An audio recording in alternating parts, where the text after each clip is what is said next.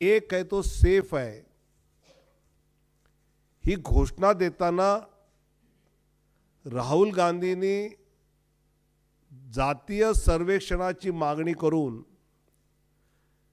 जिसकी जितनी भागीदारी उसकी उतनी हिस्सेदारी में ओबीसी समाजाला एकूण जर आरक्षण 29% असेल तर त्यात माळी समाज 2.5% असेल तर त्याला 2.5% आरक्षण मिळणार. धनगर समाज 2.25% किंवा 2.25% असेल त्याला तेवढंच आरक्षण मिळणार. असं प्रत्येक जातीला पूर्ण 29 मध्ये न देता त्याप्रमाणे देण्याची मानसिकता काँग्रेसची आहे. त्यामुळे त्यांना जातीय सर्वेक्षण हवं आहे. हे जाती जाती विभागू नका, एक है तो सेफ है हे त्यातलं आहे. जम्मू काश्मीरमध्ये एक राहिले असते तर काश्मीरी पंडित सेफ राहिले असते. तिथलं वास्तव आपल्याला माहिती आहे. अशी देशभरातली अनेक उदाहरणं ही देता येतील. त्यामुळे एक है तो सेफ आहे हा नारा पॉझिटिव्ह आहे आणि तो पॉझिटिव्हलीच राहुल गांधींनी घ्यावा अशी आमची अपेक्षा आहे. धारावीची जमीन अडाणीला देणार.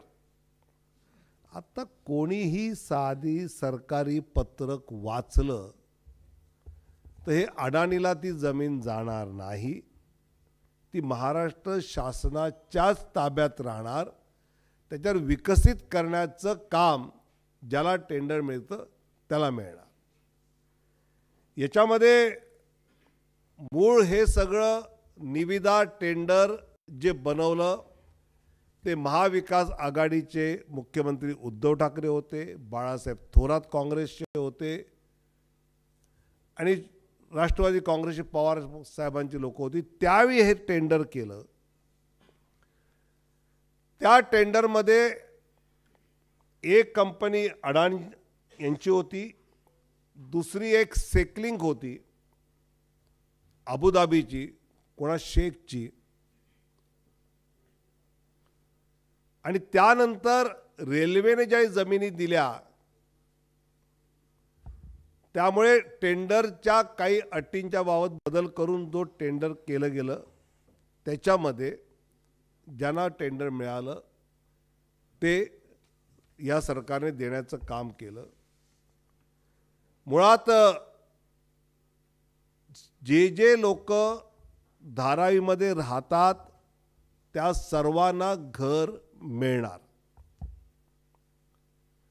जे धारावीमध्ये फर्स्ट फ्लोरला राहतात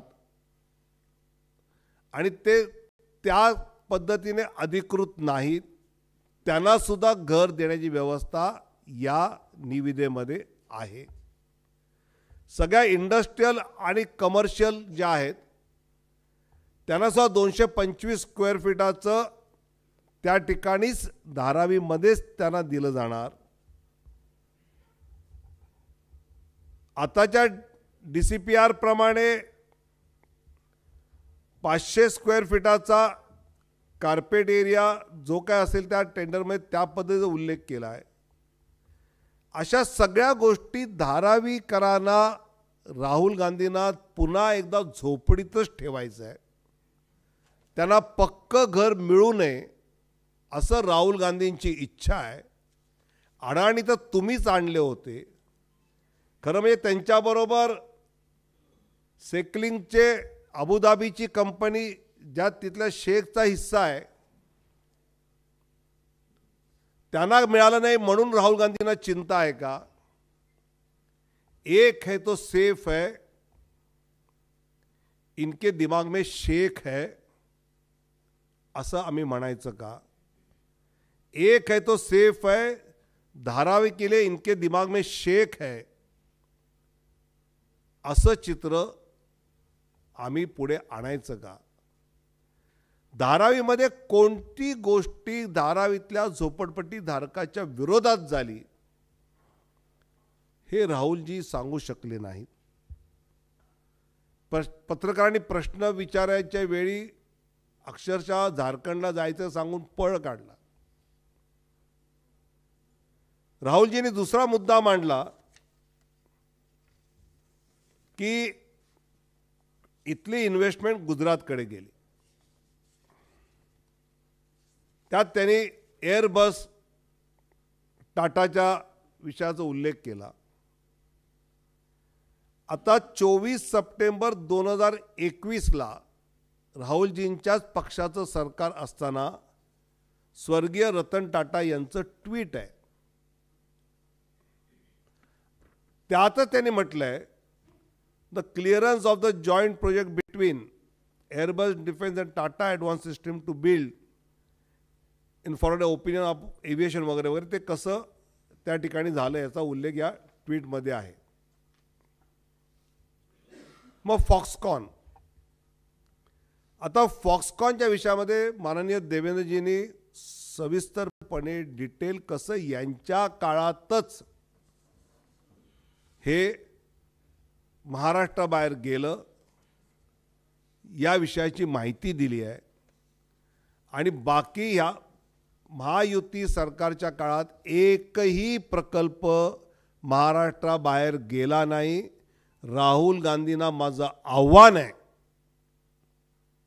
समोर यावं, सिद्ध करावं की हा प्रकल्प तुमच्या काळात गेला. आम्ही सिद्ध करू की तुमच्या काळात कोणते प्रकल्प गेले. उलट महाराष्ट्र राज्यामध्ये परकीय गुंतवणूक देशात प्रथम क्रमांकावर आहे. 22-23 आणि 23-24 या वर्षात 1.18 लक्ष कोटी 22-23ला आणि 23-24ला 1.25 लक्ष कोटी. 2024-25च्या पहिल्या तिमाहीमध्ये 70,795 कोटीची गुंतवणूक ऑलरेडी आलेली आहे. ही जर आकडेवारी सांगायची झाली तर एकूण गुंतवणुकीच्या सरासरी 31% ही महाराष्ट्रामध्ये आली आणि आता तिमाहीची तर 52% आली.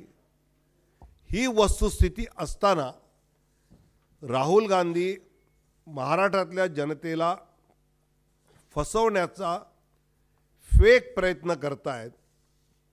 आणि त्यामुळे आमचं म्हणणं हे आहे की ज्यावेळी अडाणीला तुमच्याच UPA काळामध्ये तुम्ही इतक्या गोष्टी दिल्या,